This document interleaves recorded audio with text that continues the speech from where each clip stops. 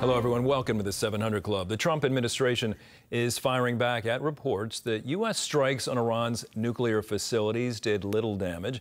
Both the head of the CIA and the director of national intelligence released statements contradicting those reports. Well, this morning, Defense Secretary Pete Hegseth took the media to task. CBN Middle East correspondent Julie Stahl has that story.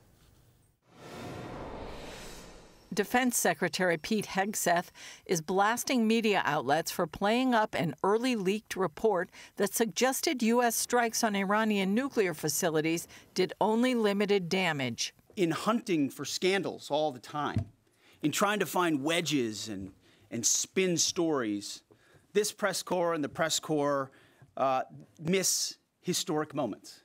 President Trump directed the most complex and secretive military operation in history.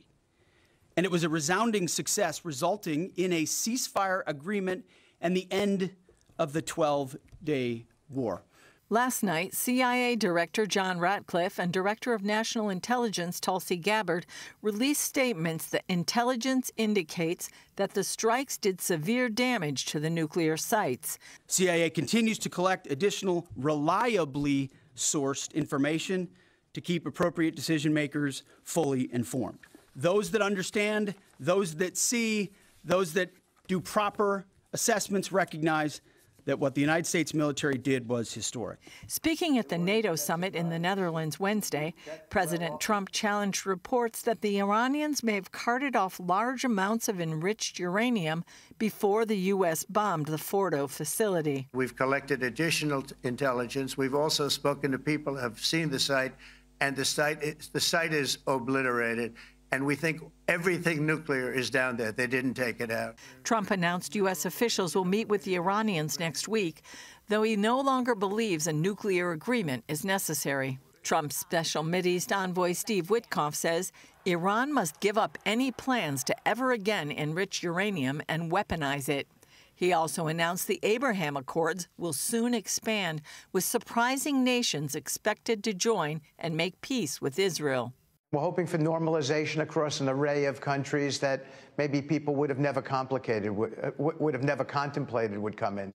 Meanwhile, Trump is turning his sights from Iran to Israeli prosecutors who are trying Prime Minister Benjamin Netanyahu, calling it a witch hunt. Trump posted that Netanyahu has fought harder than anyone to protect Israel, and he deserves much better than this, and so does the state of Israel. Bibi Netanyahu's trial should be canceled immediately.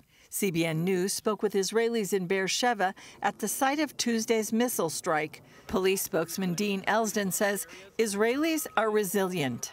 We're not a scared nation, and the second thing I wanted to tell you is to thank you for your support and all your viewers' support. Israeli Christian Arab Yosef Haddad thanked President Trump profusely for backing Israel and entering the war.